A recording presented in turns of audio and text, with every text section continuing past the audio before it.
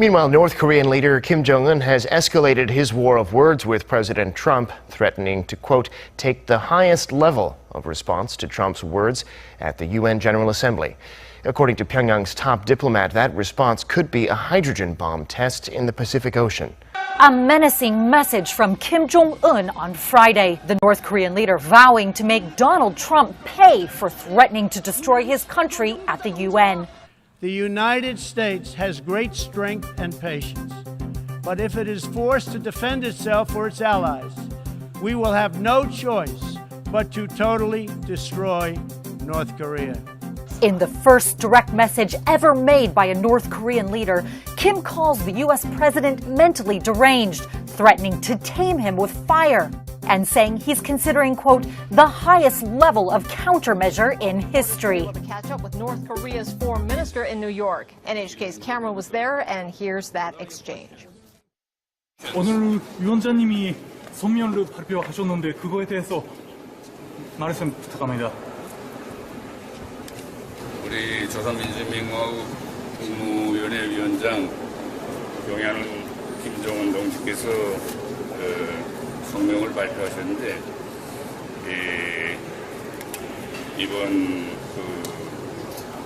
미국 트럼프의 망발과 관련돼서 6대급의 초강경 대응 조치를 취할 것이라고 언급하셨습니다. Respected Supreme Leader Comrade Kim Jong-un, the chairman of the State Affairs Commission of the DPRK, issued a statement. He stated that he will take unprecedented, toughest ever countermeasure against the speech made by Trump. 그 역사적 조치에 대해서는 더 구체적으로 말씀해 주실 수 있으실까? 어떤 조치가 되겠는지는 우리 국무위원장 동지께서 하시는 일이기 때문에 저는 잘 모릅니다.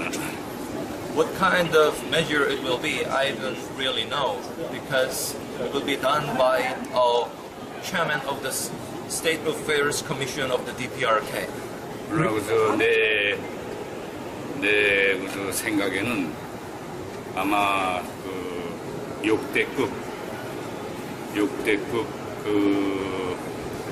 수소탄 지상 시험을 아마 태평양상에서 하는 것으로 되지 않겠는가 생각합니다. But I might guess that our chairman of the State Affairs Commission has a decision to conduct strongest ever hydrogen bomb test in the Pacific Ocean. Kim's threat may be typically vague, but claims of what it could mean are chilling. The North's foreign minister suggesting that Pyongyang could hit back with a hydrogen bomb test over the Pacific. Today I'm announcing a new executive order I just signed that significantly expands our authorities to target individuals, companies, financial institutions that finance and facilitate trade with North Korea. The stakes in the tit-for-tat rhetoric between the US and North Korea have been raised once again. North Korea's leader Kim Jong-un released a statement on Friday condemning US President Trump's speech at the UN General Assembly, where he threatened to totally destroy North Korea if forced to defend itself or its allies. Kim said instead of making any remarks that could have diffused tensions, Trump spouted unprecedented rude nonsense that caused worldwide concern. He called Trump mentally deranged and a dotard, meaning a senile old person. Kim said the US president had insulted him and the regime and pledged to take the highest level of hardline countermeasures. The statement is an unprecedented escalation in rhetoric. It's believed to be the first time Kim, or any of his predecessors for that matter, has made such a statement in person on state media. However, despite this new precedent, one expert says it didn't come as a total surprise. Kim's grandfather and father, Kim Il-sung and Kim Jong-il, were charismatic and had authority. They wouldn't have dealt with this kind of situation themselves. They wouldn't have needed to. But Kim Jong-un's grip on authority is much weaker, so he has to show a strong response to Trump's comments. It just shows his limits. North Korea's top diplomat Ri Yong-ho, who was in New York for the UN General Assembly, was asked about Kim's statement. In relation to Trump's thoughtless words, he said he would take the highest level of countermeasures. I believe that could be a test of our most powerful hydrogen bomb in the Pacific Ocean. Pyongyang already carried out a nuclear test earlier this month, which it claimed to be an H-bomb. But a detonation in the Pacific Ocean would be considered a massive step in provocations, especially as it would be outside of North Korea's borders.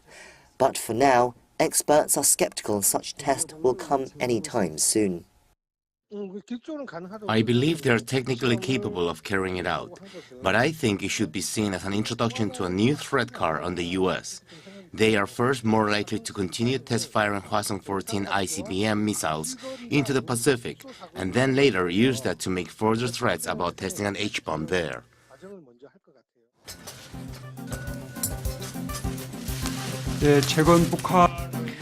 Quite recently, we have seen the provocation coming from North Korea, and the Japanese people must have gone through a big shock, and I really understand the big concerns, the huge concerns that Japanese people may have because of these provocations. So I like to express that I really feel for the compassion for the Japanese people in this regard. The three leaders have met at the G20 summit meeting in July in Germany, and we issued a joint statement.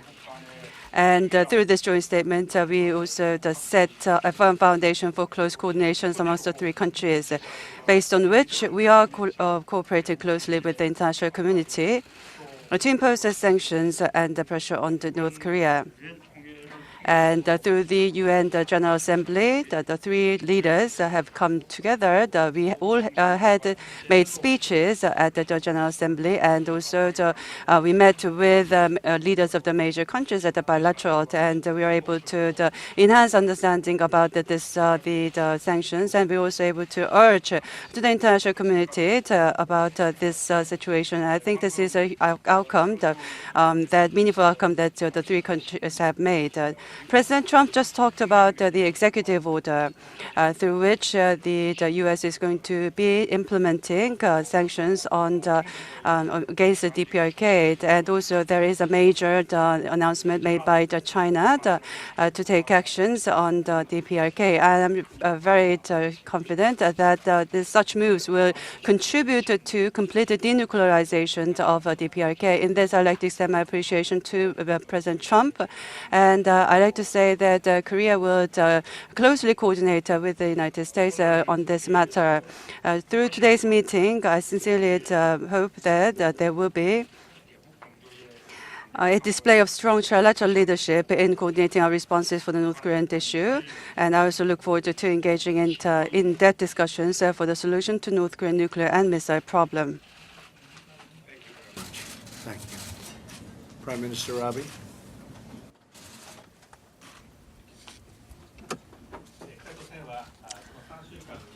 In the last 3 weeks, 2 times North Korea launched ballistic missiles, 2 times going over Japan, and they conducted 6 nuclear tests, and the scale of the test was beyond the scale of Hiroshima bombs, more than 10 times. The scale of the nuclear test was 10 times more. This is intolerable, outrageous act. Thanks to Donald's leadership, we now have the summit meeting between Japan, US, and Korea. So our unity and solidarity, the strength thereof, could be presented to North Korea. This meeting is indeed quite significant. I'd like to thank Donald's leadership. Recently, UN sanction was adopted unanimously, including very strict sanctions, and I'd like to thank the efforts of the UN ambassadors from the United States. And further efforts are needed. And in this context, Donald just referred to signing of the executive order, new executive order. So we are going into the new stage of pressure from the viewpoint of exercising stronger pressure, new pressures. I welcome the new sanction measures of the United States, and I'd like to offer my heartfelt support for that.